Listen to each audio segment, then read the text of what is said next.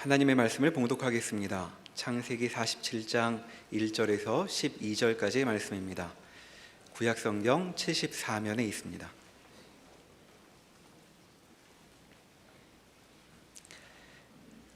요셉이 바로에게 가서 고하여 이르되 내 아버지와 내 형들과 그들의 양과 소와 모든 소유가 가나안 땅에서 와서 고센 땅에 있나이다 하고 그의 형들 중 5을 택하여 바로에게 보이니 바로가 요셉의 형들에게 묻되 너희 생업이 무엇이냐? 그들이 바로에게 대답하되 종들은 목자이온데 우리와 선조가 다 그러하니이다 하고 그들이 또 바로에게 고하되 가나안 땅에 기근이 심하여 종들의 양떼를 칠 곳이 없기로 종들이 이곳에 거류하고자 왔사오니 원하건대 종들로 고센 땅에 살게 하소서. 바로가 요셉에게 말하여 이르되 내 아버지와 형들이 내게 왔은즉 애굽 땅이 내 앞에 있으니 땅의 좋은 곳에 내 아버지와 내 형들이 거주하게 하되 그들이 고센 땅에 거주하고 그들 중에 능력 있는 자가 있거든 그들로 내 가축을 관리하게 하라. 요셉이 자기 아버지 야곱을 인도하여 바로 앞에 서게 하니 야곱이 바로에게 축복하매 바로가 야곱에게 묻되 내 나이가 얼마냐? 야곱이 바로에게 아뢰되 내 나그네 길의 세월이 130년이니이다. 내 나이가 얼마 못되니 우리 조상의 나그네 길의 연조에 미치지 못하나 험악한 세월을 보내었나이다 하고 야곱이 바로에게 축복하고 그 앞에서 나오니라. 요셉이 바로의 명령대로 그의 아버지와 그의 형들에게 거주할 곳을 주되 애굽의 좋은 땅 라암셋을 그들에게 주어 소유로 삼게 하고 또 그의 아버지와 그의 형들과 그의 아버지의 온 집에 그 식구를 따라 먹을 것을 주어 봉양하였더라. 아멘. 저희가 창세기 말씀을 쭉 봐오면서 이제 마무리되어가는 자리에 있습니다. 말씀을 반복해서 살펴왔기 때문에 많은 이해가 있으리라 생각을 합니다. 이제 몇 번 남지 않았는데 이 몇 번 남지 않은 말씀에서는 주제를 정하고 그 주제를 통하여서 창세기 전체를 한 번씩 다시금 살펴보는 그러한 내용으로 말씀을 보도록 하겠습니다. 오늘 저희들이 말씀을 통해서 살필 내용은 고난이 주는 유익입니다. 제목부터가 마음에 안 들죠. 요셉이 살아있다는 이야기를 듣고 야곱은 가족을 이끌고 애굽으로 내려가고자 합니다. 그러나 야곱의 마음에는 부담감이 있습니다. 약속의 땅을 떠나야 한다는 것입니다. 그러한 마음을 지니고 있을 때에 하나님은 브엘세바에서 야곱에게 나타나셔서 애굽에 내려가기를 두려워하지 말아라. 거기에서 너로 큰 민족을 이루게 하겠고 반드시 다시 이 땅으로 돌아오게 하겠다라고 하는 말씀을 주십니다. 이 말씀은 브엘세바에서 야곱에게 처음 주신 말씀이 아닙니다. 이 하나님의 말씀은 또 하나님의 이 약속은 야곱 이전에 이미 아브라함에게 주셨던 말씀입니다. 창세기 15장에서 그 말씀을 다시 한번 보고 넘어가겠습니다. 창세기 15장 12절에서 17절입니다.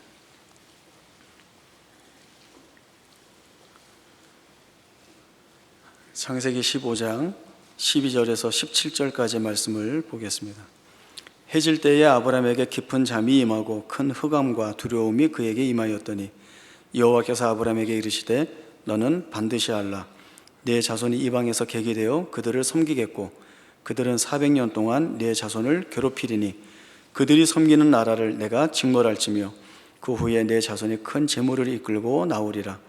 너는 장수하다가 평안히 조상에게로 돌아가 장사될 것이요 네 자손은 4대 만에 이 땅으로 돌아오리니 이는 아모리 족속의 죄악이 아직 가득 차지 아니함이니라 하시더니 해가 져서 어두울 때에 연기나는 화로가 보이며 타는 횃불이 쪼갠 고기 사이로 지나더라. 창세기 15장 앞부분부터 보면 아브라함이 하나님에게 드리는 말이 있습니다. 사실 창세기 12장에서 아브라함은 하나님께서 주신 약속의 말씀을 붙잡고 나왔습니다. 하나님은 아브라함에게 너는 본토 친척 아비 집을 떠나라. 내가 너와 함께 하겠고 너의 이름을 창대케 하겠다. 너를 복의 근원 되게 하겠다. 이런 말씀을 주십니다.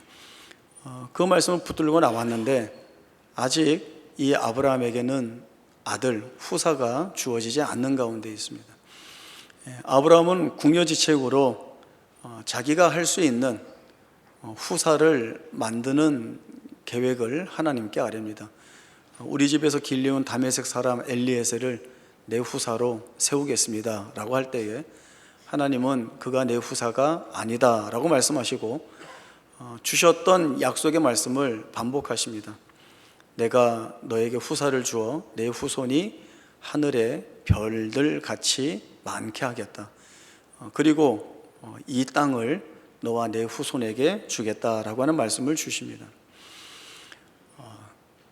횃불 언약식을 통하여 이 말씀을 주시고 있기 때문에 하나님께서 약속하신 이 일들은 분명히 성취될 것이다 라고 하는 하나님의 의지가 표현이 되어 있습니다. 그런데 하나님은 여기에서 이 말씀만 주시지 않고 더하여 주시는 말씀이 있습니다. 그런데 이 말씀이 조금 아브라함 입장에서는 받아들이기 거북한 말씀이 더해지고 있습니다. 네 자손이 이방에서 계기되어 그들을 섬기겠고 그들은 400년 동안 네 자손을 괴롭힐 것이다 라고 하는 말씀입니다. 아직 이삭이 태어나지 않았고 아브라함의 자식이나 또 그의 후손이라고 말할 자들이 아직 있지도 않습니다. 그러나 하나님은 장래에 미래에 일어날 예언의 말씀들을 주시는데 그것은 그 약속에 입각한 어떤 축복의 말씀이 아니라 네 자손이 이방에서 계기될 것이다. 그들을 섬길 것이고 또 그들은 400년 동안 내 후손을 혹독하게 괴롭힐 것이다 라고 하는 말씀을 주십니다. 그들이 섬기는 나라를 내가 징벌하겠고 그 후에 내 자손이 큰 재물을 이끌고 나와서 내 자손은 4대 만에 약속의 땅, 이 땅으로 돌아올 것이다 라고 하는 말씀을 주시고 있습니다. 이 말씀을 볼 때 우리 마음속에 아브라함과 같은 거부감이 들면서 동일한 질문들이 나올 수 있습니다.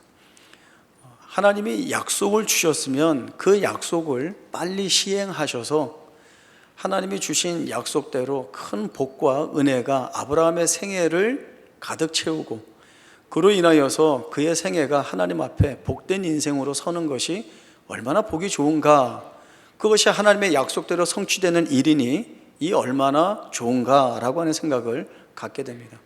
아들도 빨리 주시고 또 이 아들 이삭을 통하여서 기하급수적으로 후손이 늘어나서 말씀하신 대로 아브라함의 후손이 하늘의 뭇별과 같게 하시고 그리고 주신 땅이 있으니 그 땅에서 마음 놓고 잘 살아갈 수 있도록 하나님이 외적인 아니면 내적인 불행이나 어떤 힘든 일들을 다 막아주셔서 하나님이 그렇게 해주시면 좋겠다고 생각을 하는데 갑자기 주시는 말씀이 내 후손이 이방에서 계기되겠다.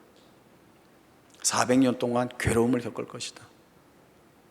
2대나 3대 아니면 200년이나 300년 만에 돌아오는 것이 아니라 400년 만에 이 땅으로 돌아올 것이다 라고 하는 말씀을 주십니다. 그리고 그 이유에 대한 단서를 아모리 족속의 죄가 아직 가득 차지 아니했기 때문이다 라는 말씀을 주십니다. 여기는 좀 생각해 볼 것들이 많이 있습니다. 오늘 보듯이 야곱의 가족은 가나안 땅에서 애굽으로 내려가게 됩니다.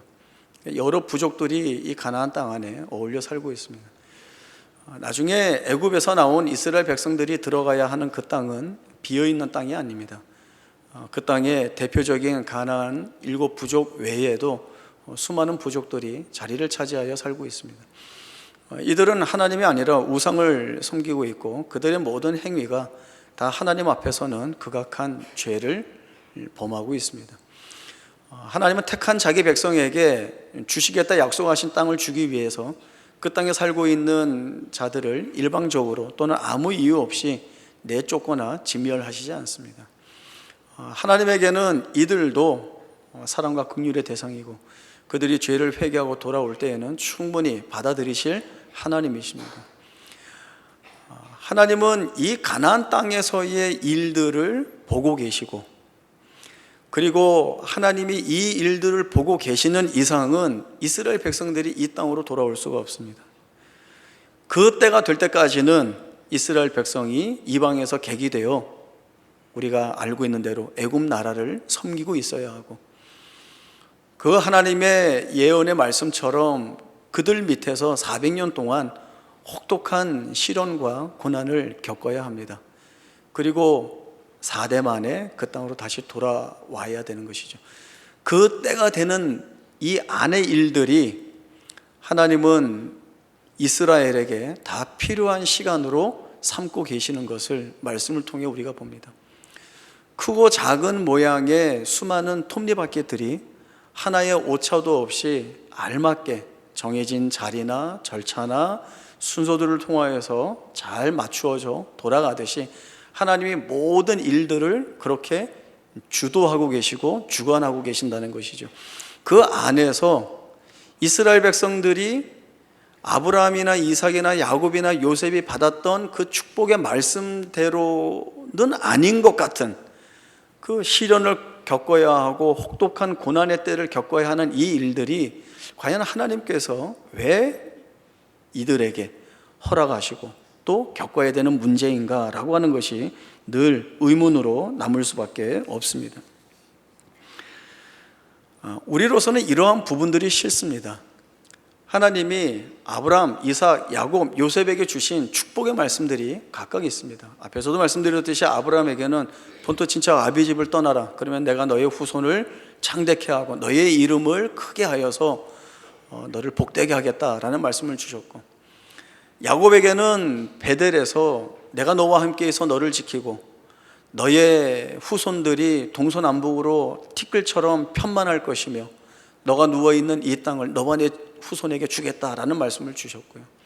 또 요셉에게는 그가 비록 힘들고 어려운 처지에 있었지만 하나님께서 인자를 더하시고 그가 형통한 삶을 살게 하셨으니까 아브라함이나 이삭이나 야곱이나 요셉이나 그의 생애들은 고난과는 사실 거리가 먼, 그들에게는 어떤 시련이나 눈물을 흘릴 만한 일들이나 불행이라고 생각할 만한 일들이 없어야 되는 것이 맞아 보이는 것입니다.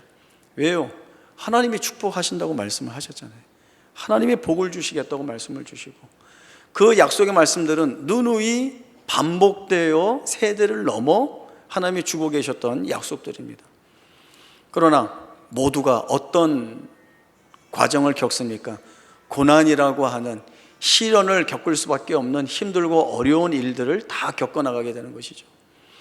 아브라함도 후사가 생기지 않으니까 하나님이 주신다는 약속은 요원해 보이고 자기 안에서 만들어낼 수밖에 없는 자리까지 몰려가게 됩니다.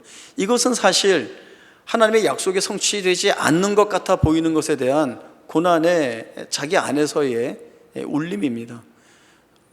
다메섹 사람 엘리에서를 후사로 세우겠습니다. 아니면 하갈을 통하여서 낳은 이스마엘을 내 후사로 세우고 그냥 그렇게 살겠습니다 라는 이야기를 할 수밖에 없는 자리까지 몰리게 되죠. 그러나 하나님은 끝없이 약속을 반복하여 말씀해 주시면서 보이지 않는 약속에 대한 신뢰를 이 아브라함이 놓치지 않기를 바라고 계십니다. 결국은 이삭이 태어나고 그리고 그 이삭을 번제를 바치는 자리에까지 끌고 가셔서야 이 아브라함은 하나님으로부터 내가 정말 하나님을 경외하는 줄 알겠다라고 하는 이 말씀을 듣는 자리까지 가게 되는 것입니다. 거기까지 가서야 아브라함이 내가 지금 하나님의 명령대로 이삭을 죽이더라도 죽은 가운데서 도로 받는 것처럼 하나님이 내게 주실 것이다, 하나님은 그렇게 하실 하나님이시다를 고백할 수 있는 그 아브라함이 되는 것입니다. 오랜 세월이 걸리죠. 75세에 나와서 100세의 이삭을 얻고 그리고 그 후에야 이러한 고백을 할 수 있는 자리에 서니 아브라함이 얼마나 긴 세월 동안 그 고난의 발걸음을 걸어왔는지 우리가 충분히 알 수 있습니다. 야곱도 베델에서 하나님이 주신 약속 받았죠. 함께 하겠다. 내가 너에게 약속한 거 다 이루기까지 너를 떠나지 않겠다라고 말씀을 주셨는데, 그 약속을 받고도 외삼촌 라반 밑에서 보내는 20년의 세월은 너무나 힘들고 어려운 시간들이었습니다. 늘 남을 속여서 뺏었던 야곱이 이제는 늘 속고 늘 뺏기는 입장이었죠. 늘 억울하고 아무도 편을 들어주지 않는 고난과 위기 속에 서 있을 수밖에 없었던 야곱이었습니다. 요셉도 아버지 밑에서 사랑을 독차지하였고, 그러나 어느 날 형들에 의해서 노예로 팔리고 하지도 않은 일에 모함을 받아 감옥에 갇히고, 그리고 잊혀진 존재가 되어서 더 이상의 어떤 소망을 둘 수 없는 그러한 비참한 자리로, 절망할 수밖에 없는 자리로 이 요셉이 떨어지게 됩니다. 그러나 야곱에게서도 하나님은 그에게 약속하신 대로 그와 함께 하시고 지키시는 부분들을 다 보여주십니다.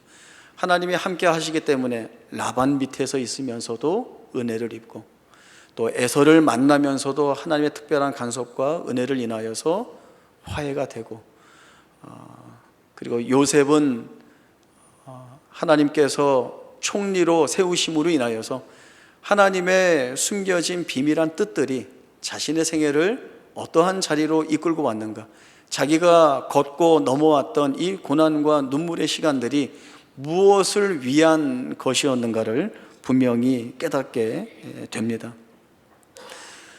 우리에게도 수많은 고난들이 찾아옵니다. 그리고 이 고난들은 도대체 무슨 목적과 이유가 있기에 내게 허용되는가, 그 이유를 우리가 다 알 수 없습니다.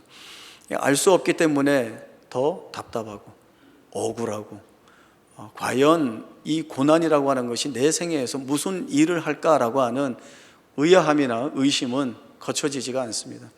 그러나 말씀을 통하여서 볼 때 아브라함이나 이삭이나 야곱이나 요셉의 생애, 그리고 그 후에 있었던 이스라엘 백성들의 삶이나 동일한 하나님의 일하심 속에서의 비추어 볼 때에 하나님도 우리와 제대로 만나기 위해서, 우리와 제대로 만나기 위해서라고 하는 것은 하나님이 어떤 분이신가를 우리에게 분명하게 보여주시기 위하여서, 그리고 그 분명히 보여주신, 깨닫게 하신 그 하나님이 어떠한 목적과 어떠한 뜻을 위하여서 이 길들을 허락하시고 때로는 허용하시고, 그리고 그 안에서 우리를 다듬어 가고 계시는가에 대한 내용들을 아주 분명하고 확연하게 우리 가운데 보여주시고 있습니다. 우리가 걸어가는 길들에 걸리는 것들이 많이 있습니다. 불행이라고 할 만한 일들이 많이 걸리고, 이런 일들은 내 생애 가운데 없어야 되는 일들인데 수없이 찾아오고 겪어야 되는 그러한 어렵고 힘든 일들로 인하여서 어찌할 바를 모르지만 그 길이 어떤 길인가, 내가 볼 때는 고난의 길이요, 탄식할 수밖에 없는 길이고 울고 소리 지를 수밖에 없는 길인데, 그 길을 누가 가게 하는 길이냐? 하나님이 가게 하는 길, 하나님이 걷게 하시는 길. 그리고 그 하나님이 목적을 가지고 이 길을 걷게 하시는데, 마침내 그 길의 마지막에서 하나님이 어떠한 하나님이신 줄, 하나님은 이 힘들고 어려운 길 여정 가운데 나와 함께 하시고, 이 길을 한 발 한 발 걸으면서 하나님이 어떤 분이신지를 알게 하셔서 내 생애 자체를, 나라고 하는 존재 자체를 하나님의 사람으로 바꾸어내는 일에 이 모든 길을 다 사용하셨다라고 하는 고백을 하는 자리까지로 하나님이 우리를 이끄신다라고 하는 것이 늘 말씀을 통하여서 우리에게 확인시켜 주시는 내용입니다.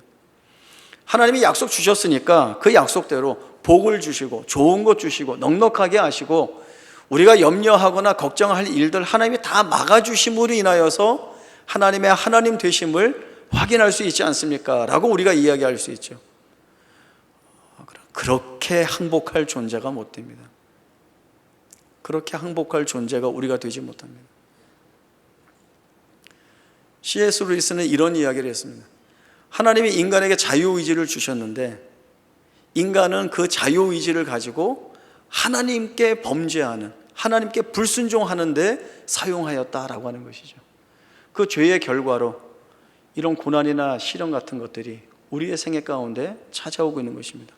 하나님이 우리를 포기하시지 않고 버리시지 않으니까 그 우리의 죄로 인한 그 고난 가운데, 그 시련 가운데, 우리가 소리 지르는 그 비명 가운데 찾아오셔서 너희 겁내지 마라, 내가 이 길을 함께 가고 있지 않느냐, 그리고 이 길은 내가 걷게 하는 길이다, 이 길 끝에는 너희에게 복이 될, 유익이 될 길들이 있다, 목적이 있다, 뜻들이 있다. 그러니 지금 너희의 눈에 보이지 않는다 하여 두려워하지 말고 이 길을 나와 함께 걷자라고 하는 것이 우리 하나님이 주시는 말씀입니다. 고난이라고 하는 것은 동전의 양면과 같이 고난은 연단이라고 하는 과정을 통하여서 우리에게 숨겨진 하나님의 뜻들을 보게 합니다. 그 남자들은 이제 그 군대 가야 되죠. 그래서 이제 입대 통지서를 받으면 훈련소에 먼저 갑니다. 훈련소에 가서 정해진 기간 동안 군인으로서의 기초 교육을 받은 후에야 자대로 배치를 받게 됩니다. 우리가 잘 알고 있는 그 대표적인 육군 훈련소, 논산 훈련소도 있고, 그 춘천의 백이보충대도 있고, 각 사단 산하에 신병 교육대가 있습니다. 이제 훈련병들이 다 이런 훈련소로 들어가는데 이들을 교육시키고 가르치는 교관들이 있습니다. 교관들은 하나같이 다 무섭습니다. 그리고 전국에 있는 모든 교관 가운데 어느 훈련소에나 이 별명을 가진 교관은 꼭 있습니다. 뭘까요? 독사죠. 독사교관. 논산훈련소에도 독사교관이 있고, 백이보충대에도 독사교관이 있고, 어느 사단 신병교육대에도 이 독사교관은 있습니다. 왜 별명이 독사일까요? 훈련병들을 다그치고 못살게 굴고 힘들게 훈련시키기 때문에 그렇습니다. 정의라고는 눈꽃만큼도 없고 눈에서는 피눈물이 떨어질 것 같은 그런 악독함이 가득 차서 훈련병들을 잡아먹을 것 같이 훈련을 시킵니다. 훈련을 마치고 누우면 이 독사교관 욕하느라고 밤이 새죠.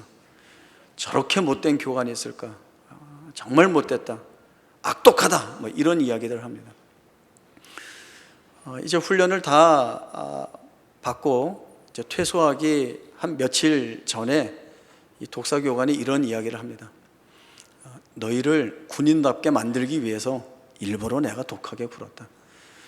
그런데 너희가 이 모든 걸 잘 참고 따라와줘서 고맙다, 이렇게 이야기를 하면 이제부터 독사교관은 없습니다. 정말 멋진 군인다운 교관의 모습을 보게 되죠. 이렇게 욕하던 것이 다 존경하는 마음으로 바뀝니다. 강인한 군인이 되기 위해서는 육체적으로나 정신적으로나 극한 한계를 뛰어넘을 수 있어야 됩니다. 그 훈련은 쉽게 할 수 없습니다. 교관이 훈련병에게 너가 할 수 있는 만큼만 해, 못하는 거 할 수 없지, 어떡하겠어. 그리고 더 뛰라는 얘기도 안 하고요. 저기 목적지까지 가야 되는데 너 여기까지 가고 싶어? 너는 버스 타고 와, 우리 먼저 갈게, 이러거나 넌 아침에 일어나기 어렵거나 그럼 넌 더 자, 너는 밤잠이 없어서 뭐 더 놀아야 돼? 그럼 너가 놀다가 나중에 알아서 자, 이렇게 하는 교관은 없습니다. 극한으로 몰아야 됩니다. 뛰지 못하면 뒤에서 발로 차죠. 정해진 시간 안에 밥 못 먹으면 식판 뺏어갑니다. 한 걸음이라도 스스로 뛰게 하기 위해서 입에 단내 나게 몰아칩니다. 그러면서 그 남자아이는 군인이 되어가는 것이죠. 하나님이 왜 고난을 허용하실까? 이해가 되지 않는 부분들이 많이 있습니다. 왜 내게 이런 고난을 주시는가? 그것도 늘 나를 사랑하신다고 하는 하나님이 왜 그러시는가? 늘 우리가 할 수밖에 없는 질문입니다. 그러나 우리 믿음의 선진들이 그렇게 살아왔듯이 그 고난의 길에 하나님이 담아놓으신 뜻들을 하나하나 드러내 보여주심으로 인하여서 하나님이 우리를 다듬고 깎아내고 온전히 바라보게 하는 일들을 하게 하시는 것이죠. 그 전에 내가 나 자신을 붙잡고 있었다고 한다면 나를 놓고 하나님을 붙잡도록 하는 일들을 이 고난의 한계 가운데에서 우리에게 요구를 하시고, 내가 하나님이 아닌 다른 곳을 바라보고 있었다라고 한다면 이제는 그 시선을 틀어서 내가 할 수 있는 것이 없게 이제는 하나님을 바라볼 수밖에 없습니다 라고 하는 자리로 하나님이 바꾸어 내시는 일들을 이 한계가 있는, 내가 울 수밖에 없는, 소리 지를 수밖에 없는 이 고난이나 시련이라고 하는 이 조건 속에서 하나님이 우리를 연단시켜 가시고 계시는 것입니다. 시편 105편 말씀을 좀 찾아보겠습니다. 요셉에 관한 말씀인데 구약 성경 879쪽 시편 105편 17절에서 19절까지의 말씀을 보겠습니다. 시편 105편 17절부터 봅니다. 그가 한 사람을 앞서 보내셨으며 요셉이 종으로 팔렸도다. 그의 발은 착고를 차고 그의 몸은 쇠사슬에 매였으니 곧 여호와의 말씀이 응할 때까지라. 그의 말씀이 그를 단련하였도다. 요셉이 종으로 팔린 것이 현실입니다. 그리고 그것이 그에게는 고난이었습니다.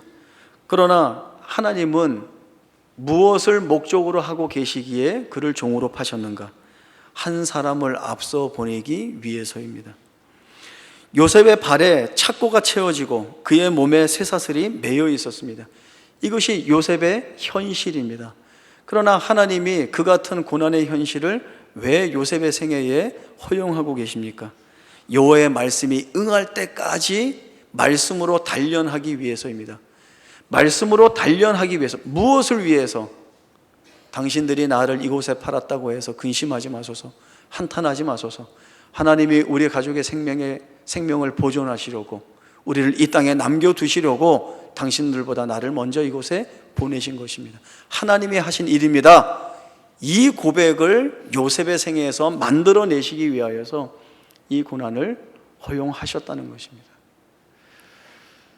때로 우리는 이 고난이 무슨 일을 한다는데 일할 것 같지 않거든요. 이 어려움이 내게 유익이 될 것이라고 말하는데 유익이 될 것 같지 않거든요. 늘 불행한 조건이고 불행한 요인이고 내 삶을 피폐하게 만드는 것 같고 도움이 되지 않는 것 같고 상황은 악화시키는 것 같고 여기에 무슨 복이 있고 유익이 있을까? 하나님이 하신다면 하는 거죠. 하나님이 그 고난을 사용하여서 너를 바꾸어내고 너를 바꾸어냄으로 인하여서 너의 입에서 이제 하나님이 아니고서는 내가 온전히 설 수 없습니다, 내가 살아갈 수 없습니다를 고백하는 하나님의 사람으로 만들겠다라고 하는 그 유일한 그 단 하나의 목적을 위하여서 하나님이 우리의 생애 가운데 이 일을 하고 계시다라고 하는 것들을 저희들이 보게 됩니다. 같은 시편 119편 25절 말씀을 좀 보겠습니다. 구약 891쪽 시편 119편 25절에 보시면 내 영혼이 진토에 붙어 싸우니 주의 말씀대로 나를 살아나게 하소서. 28절 나의 영혼이 눌림으로 말미암아 녹사오니 주의 말씀대로 나를 세우소서. 이 시편 119편의 저자는 자신의 처지를 이렇게 비유하고 있는 것입니다. 내 영혼이 진토에 붙었습니다. 하나님, 내 영혼이 진흙 속에 처박혔습니다. 아무것도 할 수 없습니다. 내 영혼이 눌림으로 말미암아 물같이 녹았습니다. 여기엔 더 이상 어떤 기대도 가질 수 없고 비명밖에 지를 수 없는 처지에 내가 처해 있습니다. 주의 말씀으로 나를 살아나게 하소서. 주의 말씀대로 나를 세우소서. 이 암울한 처지 속에 있는 이 저자가 붙잡고 있는 유일한 것은 약속해 주신 하나님의 말씀입니다. 하나님이 주신 약속의 말씀이 무엇인가 하면 너가 어느 자리에 어느 처지에 있든지와 상관없이 내가 너를 세우고 너를 살리겠다라고 하는 말씀이었거든요. 주의 말씀으로 나를 살리시고 주의 말씀으로 나를 세우소서라고 하는 이 요청을 하고 있고요. 그리고 같은 119편 65절로 가겠습니다. 65절부터 72절에 이 저자가 이 고백을 합니다. 여호와여 주의 말씀대로 주의 종을 선대하셨나이다. 내가 주의 계명들을 믿어 싸우니 좋은 명철과 지식을 내게 가르치소서. 고난당하기 전에는 내가 그릇 행하였더니 이제는 주의 말씀을 지키나이다. 주는 선하사 선을 행하시오니 주의 율례들로 나를 가르치소서. 교만한 자들이 거짓을 지어 나를 치려하여 싸우나 나는 전심으로 주의 법도를 지키리이다. 그들의 마음은 살쪄서 기름덩이 같으나 나는 주의 법을 즐거워하나이다. 고난당한 것이 내게 유익이라. 이로 말미암아 내가 주의 율례들을 배우게 되었나이다. 고난당하기 전에는 내가 그릇 행했습니다. 고난당하기 전에는 잘 행할 수가 없습니다. 하나님을 제대로 만날 수가 없습니다. 그러나 하나님이 주신 약속의 말씀을 붙잡고 자기가 처해진 그 고난과 역경과 탄식을 쏟아내올 수밖에 없는 자리에서 자기의 심령과 자기의 시선을 하나님께 고정시키고 하나님이 나를 세우셔야 합니다. 하나님이 내게 생명 주셔서 나를 살리셔야 합니다 라고 하는 그 고백을 하는 자리에 섰을 때에 그가 바라보게 되는 자기 삶에 채워졌던 고난들이 무엇이었는가? 고난당한 것이 내게 유익이라. 이로써 내가 주의 율례들을 배우게 되었습니다. 주의 말씀이 무엇인지, 다시 말해서 하나님이 어떤 분이신지 내가 알게 되었습니다. 하나님이 이제 내 생애 가운데 보여주신 것들이 무엇인지 내가 항복하게 되어서 하나님의 걷게 하시는 그 길을 이제 걷겠습니다 라고 하는 고백들을 이 저자가 하고 있는 것입니다. 하나님이 이 길을 우리로 하여금 걷게 하십니다. 우리에게 짊어지워진 그 어떠한 고난도 이유 없다라고 하는 것을 우리가 보게 되었습니다. 이렇게 얘기하면 내 죄 때문에 어떤 이유 때문에 라고 하는 것이 있겠지만 더 큰 하나님의 입장에서의 뜻은 이를 통하여 내가 너를 만난다. 이를 통하여 너를 바꾸어낸다. 그리고 바꾸어낸 너의 고백을 통하여서 내가 영광받는 하나님이 되겠다라고 하는 말씀을 주시고 계시는 것입니다. 그 독사 같은 교관이 훈련병들을 걷게 하는 그 길은 그가 목표하고 있는 대로 강한 군인을 만드는 현장이고, 부모가 자녀들에게 요구하여서 가게 하는 그 길은 바른 사람이 되고 또 바른 어른이 되어가는 그 길을 걷게 하는 자리가 됩니다. 현장이 됩니다. 하나님이 우리를 걷게 하신 그 고난의 자리는 그 의미가 없거나 목적이 없거나 또는 아무것도 이루어지지 않을 그저 허망한 내용으로 만들어지는 것이 아니라 분명히 우리를 바꾸어 내시는 축복된 자리로 바꾸실 것이라는 하나님의 약속이 우리에게 지워져 있습니다. 고난이 있을 때 하나님이 이 고난을 또 다른 어떠한 모양으로 바꾸어서 내게 은혜를 더하실까라고 하는 기대. 지금 비록 내 눈에 이 고난은 그저 고난같이 보이고 이 고난 안에 하나님이 담아두신 어떤 유익이나 은혜나 복들은 보이지 않지만, 그러나 하나님이 가게 하신 그 길이기 때문에 여길 걸어가 보면 하나님이 주신 약속대로 결국 보게 하리라 라고 하는 이 마음을 가지고, 이 믿음을 가지고 걷는 것이 하나님이 원하시는 것이고 또 우리가 감당해야 할 책임인 것입니다. 하나님의 복을 우리에게 주셨습니다. 복된 고난, 저번에 혹독한 자비라고 한번 말씀을 우리가 나누었더니 많이 묵상하시고 고민하신 것 같은데, 복된 고난 하나 더 드리죠. 묵상하시면서 은혜의 자리로 나아갈 수 있기를 바랍니다. 기도하겠습니다. 하나님 아버지, 은혜를 감사합니다.